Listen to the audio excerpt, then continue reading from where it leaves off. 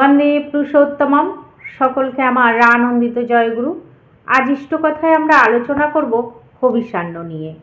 এই হবিষান্ন করতে গেলে কি কি করতে হয়, কি কি করতে নেই, এই নিয়ে আজ আমরা ইষ্টকথায় আলোচনা করব। আমার পরম দয়াল শ্রী শ্রী ঠাকুর আমাদের কি বললেন আমাদের একটু বলেন। বন্দে পুরুষোত্তমম। সকলকে আমার আনন্দিত জয়গুরু। পরম দয়াল শ্রী শ্রী ঠাকুর হবিষান্ন নিয়ে যে কথাগুলো বললেন, উপাসনা আমাদের আছে, উপাসনায় বিস্তারিত, সেটা আমি কিছু পড়ছি। পরম দয়াল বলছেন, হবিষান্নের দিন সংযতভাবে ইষ্টমন্ত্র জপ পরায়ণ হয়ে থাকা,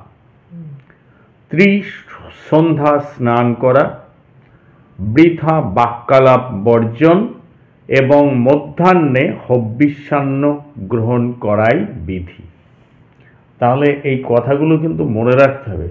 আমরা হবিষান্ন মানে শুধুমাত্র কতগুলো জিনিস, আতপ চাল, এইসব কয়েকটা জিনিস গ্রহণ করা আমি মনে করি, কিন্তু তা নয়। শুধুমাত্র সংযতভাবে ইষ্টমন্ত্র জপ পরায়ণ হয়ে থাকা, সন্ধ্যা স্নান করা, বৃথা বাক্যালাপ বর্জন এবং মধ্যাহ্নে হবিষান্ন গ্রহণ করাই বিধি। আর হবিষান্নে আতপ চাল, সন্ধব লবণ, মুগ বা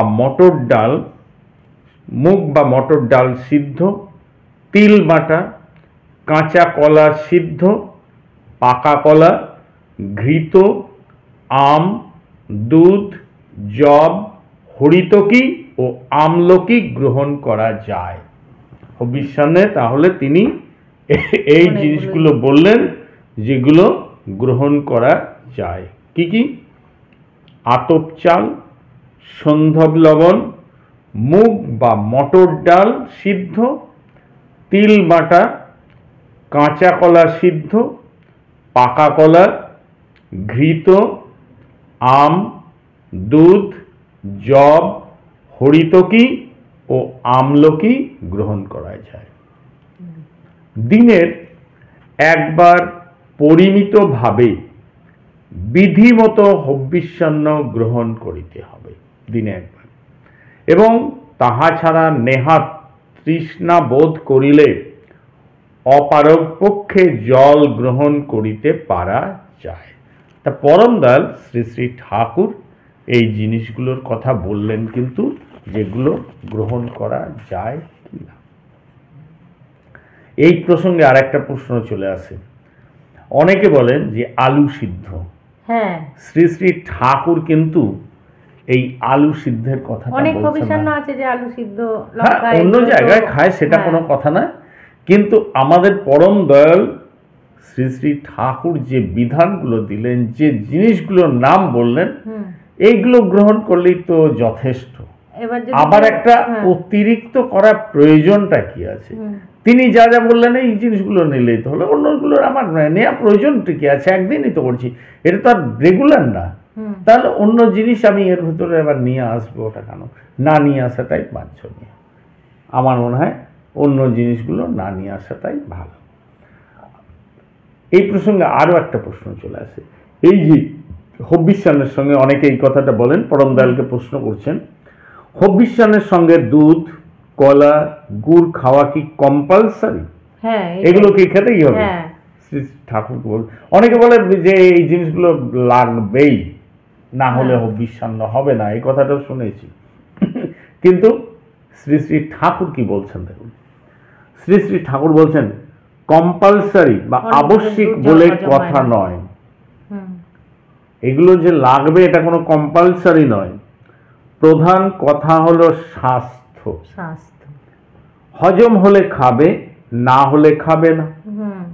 যে এই যে দুধ হজম হবে কি হবে না, যেটা প্রয়োজন সেইভাবে নেবে। আর যতটা প্রয়োজন, যে প্রচুর নিতে হবে এমন তো কোনো কথা নেই।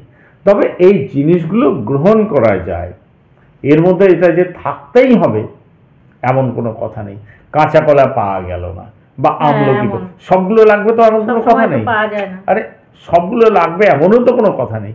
এই জিনিসগুলোর মধ্যে হলেই হবে। আর আমার মনে হয় এর অতিরিক্ত কোনো জিনিস না নেওয়াটাই ভালো, এর মধ্যে সীমাবদ্ধ থাকাটাই ভালো। যথেষ্ট লিস্ট দেওয়া আছে এর মধ্যেই।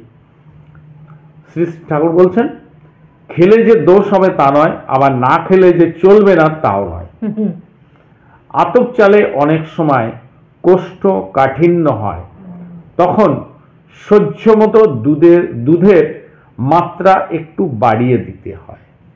শ্রী শ্রী ঠাকুর এই জিনিসগুলোই বলছেন যে এগুলো যে কম্পালসারি, এগুলো যে ব্যবহার করতেই হবে এমন কোনো কথা নেই, না করলেও যে ক্ষতি নেই, আবার যে নিতেই হবে তাও নয়, আবার যে না নিলে চলবে না তাও নয়। এই জিনিসগুলোর মধ্যে নাম ধ্যানের মধ্যে থাকতে বলছেন, আর এই জিনিসগুলো ব্যবহার করতে বলেন। তাহলে পরম দয়াল শ্রী শ্রী ঠাকুর তো বলেই দিয়েছেন কি কি ব্যবহার করতে হবে। আর এই যে জিনিস উপাসনা, এই বইটা আমাদের যদি একটু দেখে নিই তাহলে কিন্তু হবিষ্যান্ন ব্রতে কি করা যাবে ডিটেলস কিন্তু বলাই আছে। আমি যেটা এখনই পাঠ করলাম সেটা